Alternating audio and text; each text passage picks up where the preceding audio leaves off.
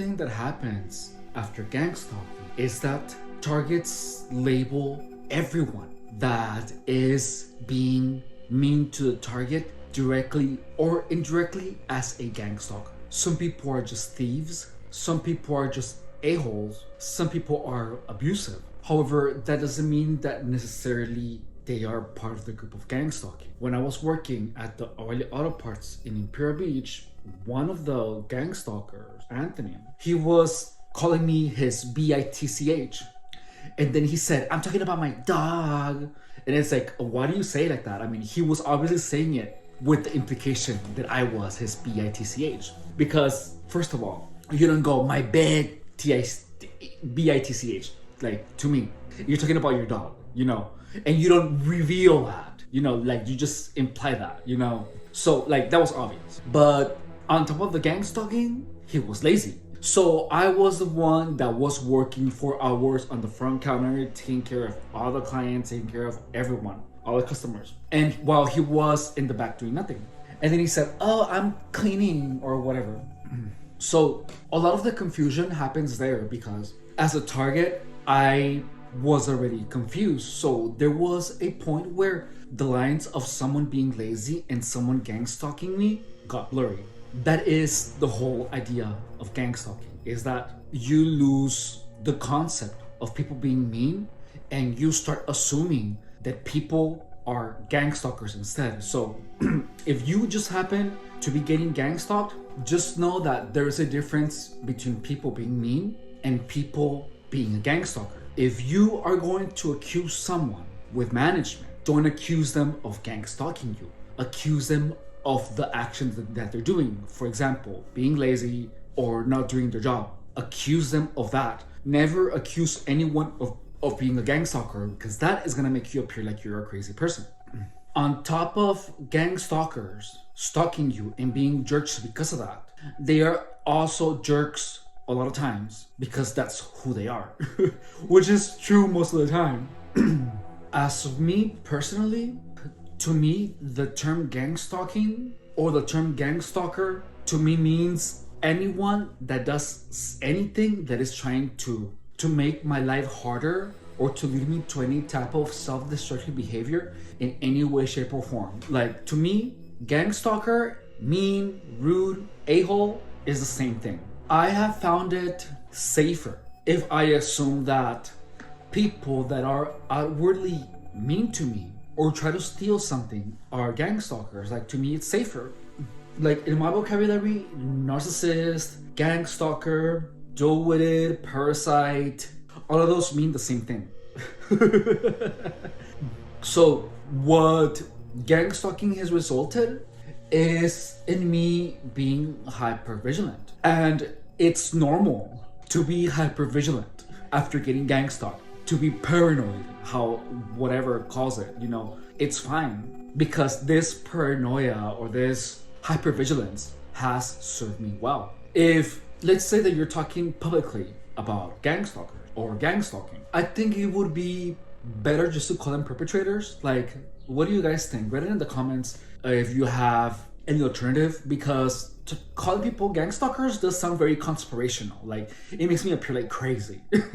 Not that I care. Like, I really don't care. Well, no, I do care. I do care about appearing like crazy. That's why we're discussing this. What I don't care is people calling me crazy with the intention of offending me. Like, it's okay to be crazy. I'm gonna be crazy sometimes, you know, and it's fine. Like, who cares? The truth is that there is a bunch of a-holes everywhere. And to victims of gang stalking, we are likely to perceive just a-holes as gang stalker. Like, to targets, that term is interchangeable because the lines are so blurred between people who are just on the lookout to abuse someone. And we have been harassed by so many people that to targets, the term a-hole, abusive, narcissist, and gang stalker, all of those are synonymous with each other. And that's the truth, is that after 7 years of gang stalking, to be honest, to me, any person that's rude, any person that tries to steal my phone when I'm on a run, any person that is doing gang stalking signs, all of those people to me are gang stalkers, regardless of them being part of the group or not. Because That term is what's helping me set a high boundary on what type of people keep away from me. And to be honest, that has helped me so much.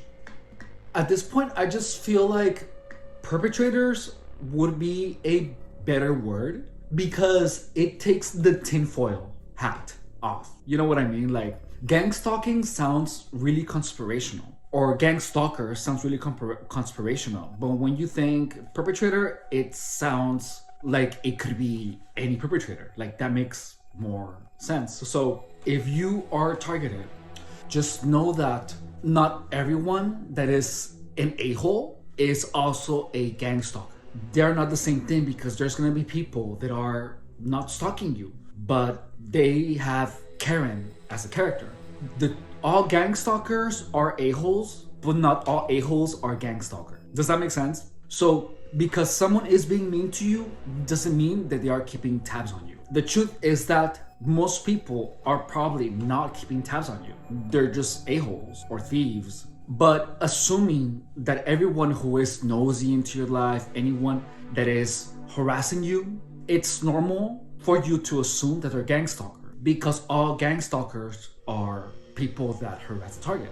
That assumption is what keeps targets feeling like they're always getting watched. It's because in your everyday life, there's always gonna be some a-hole somewhere. Someone is gonna be mean to you. For the sake of your own mental health, you have to understand that. You have to understand that the probability of someone stalking you, gang stalking you, is really low compared to the probability that that person is just an a-hole. If you believe that every a-hole is a gang stalker, you are gonna be feeling persecuted. That is what's gonna dig you deeper into the gang stalking narrative. The reason that I'm not connected, that I'm not living the gang stalking narrative, is because I was able to retrain my mind to make that distinction. That only a very, very, very, very, very tiny, small percentage of people are actually gang stalkers. And that all gang stalkers are a-holes, but not all a-holes are gang stalkers. Keep that in mind,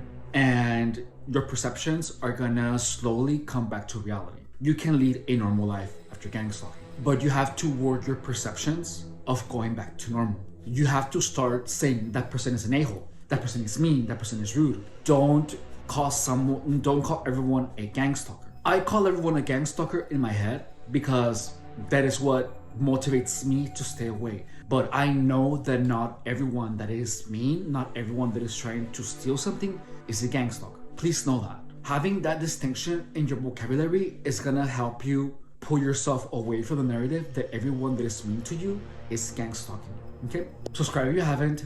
My name is Evan Rodriguez, and I was gang stalked for 7 years. In this channel, I expose everything about gang stalking, everything about the direct energy weapons, everything about voices, the whole thing. I'm also a personal trainer. I have been a certified personal trainer for 10 years. And right now we are on week 9 of my Fat to Fit project, where you guys see everything that I eat, you guys see everything that I do as a workout, and you guys see the results in real time. Thank you so much for stopping by, and I will see you on the next one. Stop.